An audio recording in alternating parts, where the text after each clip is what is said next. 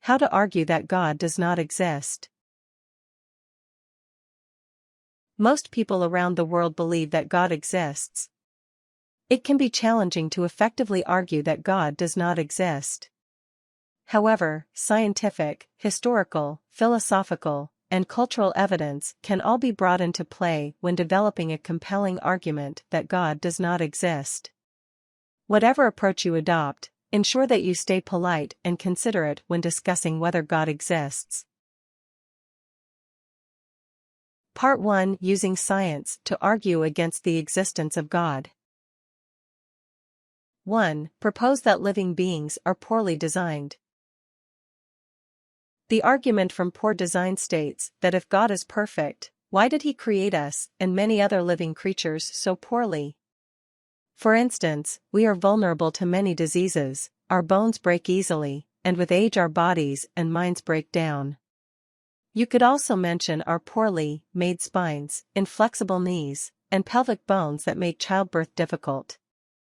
Together, this biological evidence indicates that God does not exist, or that He did not create us well, in which case, there is no reason to worship Him. Believers might counter this argument by stating that if God is perfect, then He created us as well as could possibly be expected. They might also argue that what we see as imperfections actually have a purpose in the larger workings of God's design. Point out the logical fallacy in this right away. We can't live our lives hoping that one day an explanation for why our eyes or shoulders were designed so poorly will arise. Reference the philosopher Voltaire, who wrote a novel about people looking for meaning after a devastating earthquake hit Paris.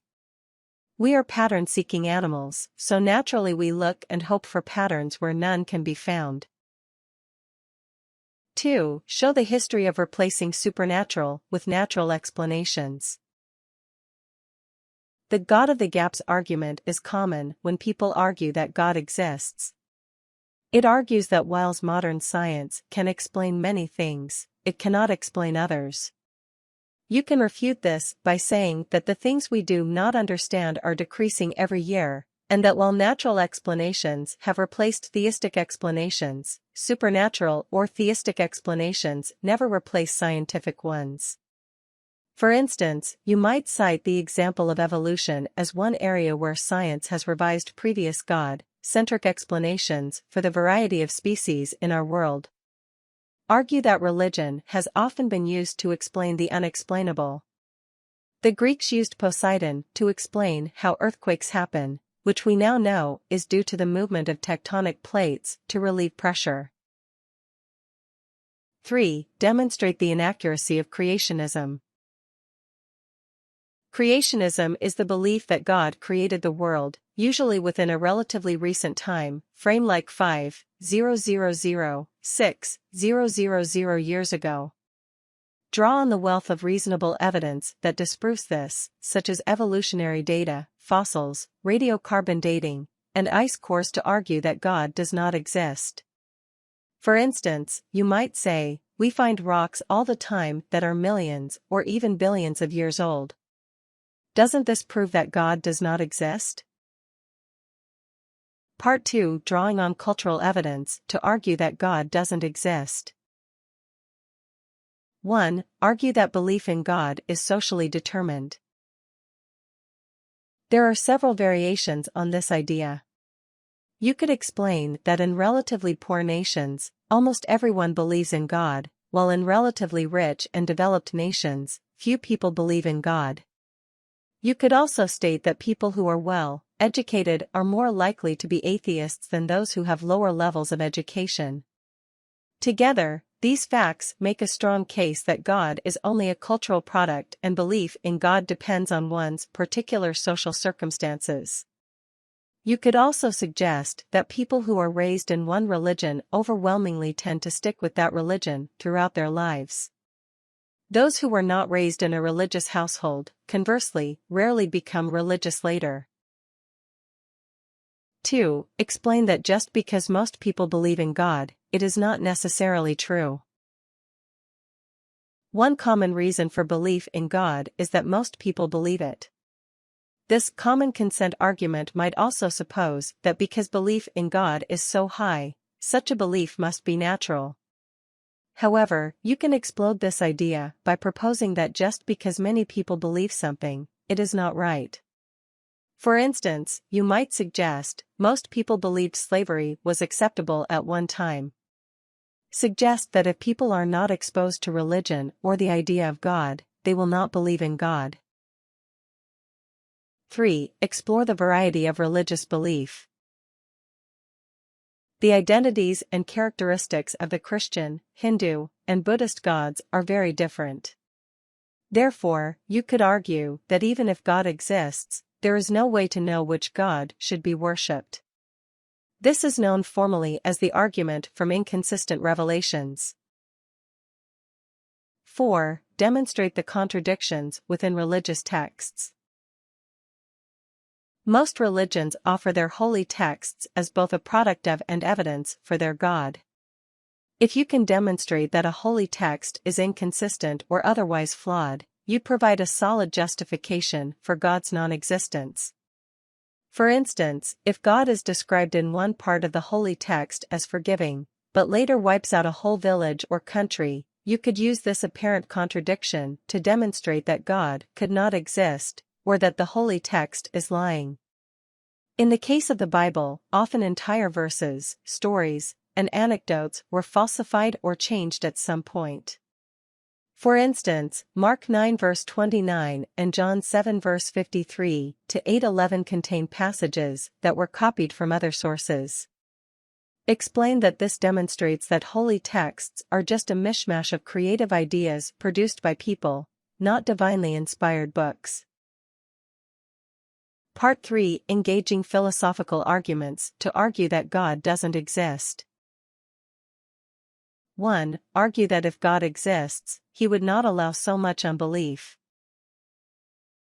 This argument proposes that where atheism exists, God would descend or intervene personally in the world to reveal himself to atheists. The fact that so many atheists exist, however, and that God has not attempted to persuade them through divine intervention, means that God cannot exist.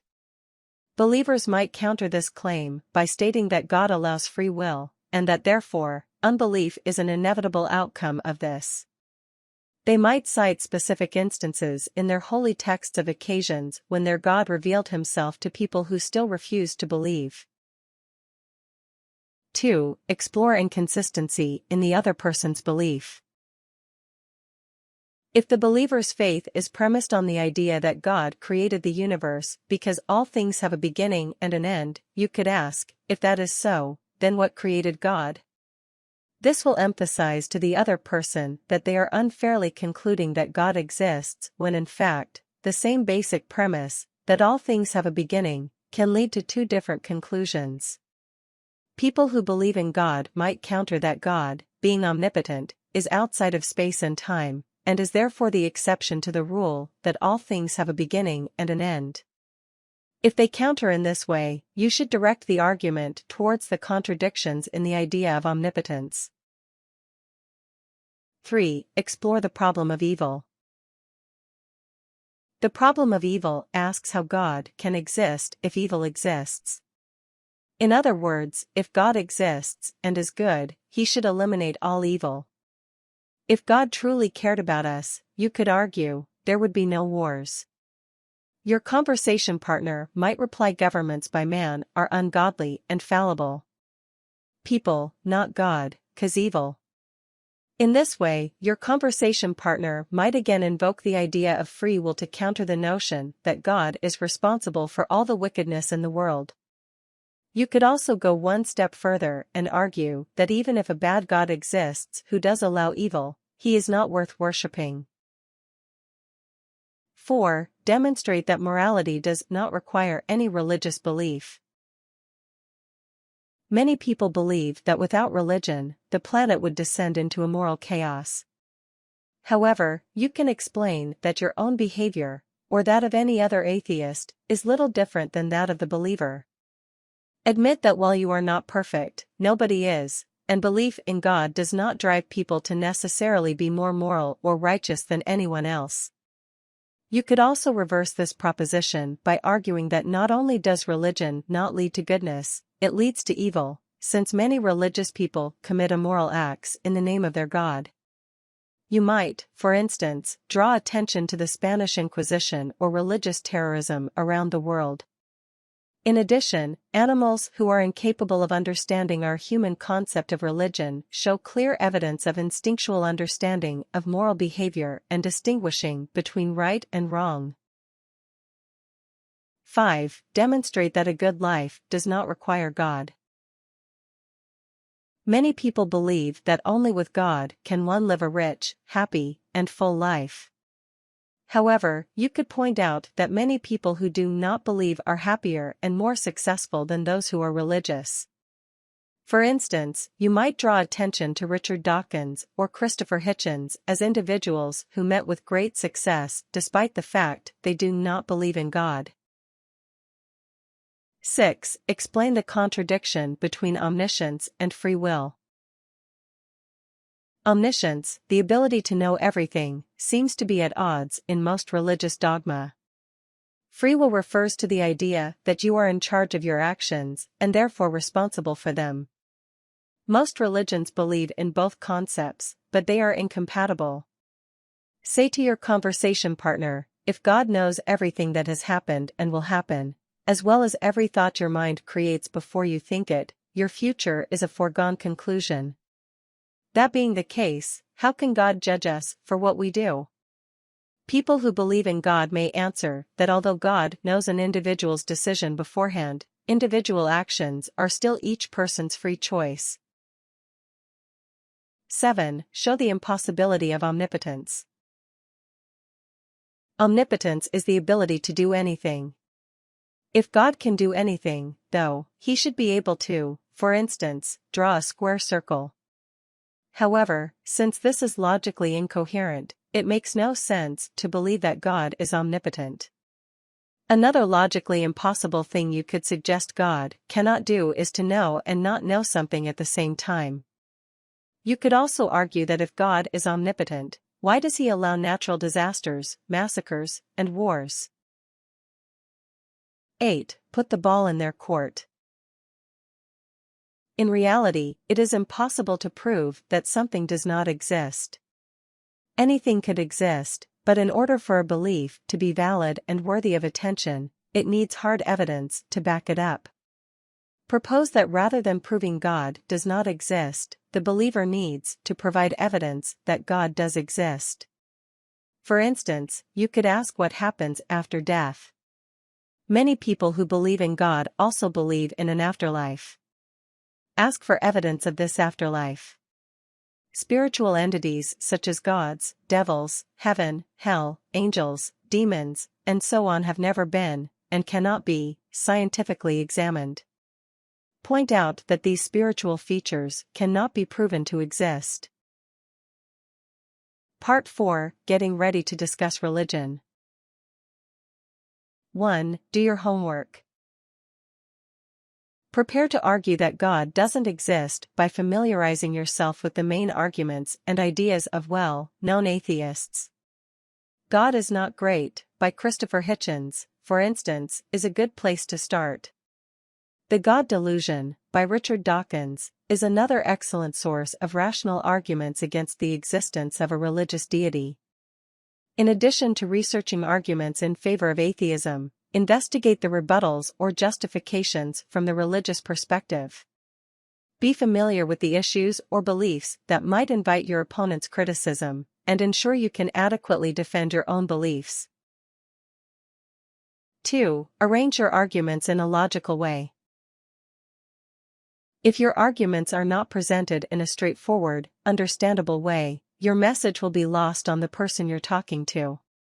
For instance, when explaining how one's religion is culturally determined, you should get the other person to agree with each of your premises, the basic facts that lead to your conclusion. You might say, Mexico was settled by a Catholic country, right? When they answer yes, move on to the next premise, like most people in Mexico are Catholic, right? When they answer yes, move on to your conclusion by saying, for instance, the reason that most people believe in God in Mexico is the history of the religious culture there. 3. Be accommodating when discussing God's existence. Belief in God is a sensitive topic. Approach the debate as a conversation in which both you and your conversation partner have valid points. Speak in a friendly manner to your conversation partner. Ask them for reasons as to why they believe so strongly in their faith. Listen patiently to their reasons and tailor your responses appropriately and thoughtfully to what they have to say. Ask your conversation partner for resources, books, or websites that you can use to learn more about their perspective and beliefs. Belief in God is complicated, and statements about God's existence, either for or against, cannot be taken as fact. 4. Stay calm. The existence of God can be an emotionally charged topic. If you are excited or aggressive during the conversation, you might be incoherent or say something that you regret. Try deep breathing to stay calm. Breathe in slowly through your nose for 5 seconds, then breathe out through your mouth for 3 seconds. Repeat until you feel calmed. Slow down your rate of speech so that you have more time to think of what you want to say and avoid saying something you later regret. If you start feeling angry, say to your conversation partner, "Let's agree to disagree," then part ways from them. Be polite when discussing God. Remember, a lot of people are sensitive about their religions. Be respectful of those who believe in God. Do not use offensive or accusatory language like bad, stupid, or crazy. Do not call your conversation partner names. In the end, rather than making a concise point, your opponent will often default to "I'm sorry you're going to hell." Do not respond with an equally passive, aggressive retort. Tips. You do not necessarily have to argue that God does not exist to any believer you encounter. Good friends do not need to agree with one another on all points to be good friends. If you are always trying to stir up an argument with friends or convert them, be prepared to have fewer friends. Some people choose religion to get over a bad experience in their life, such as addiction or a tragic death.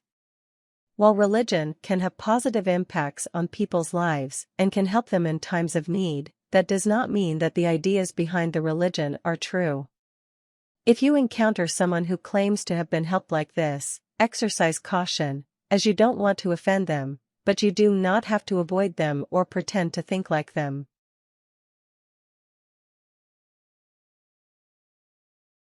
Warnings. Always be polite when discussing religion.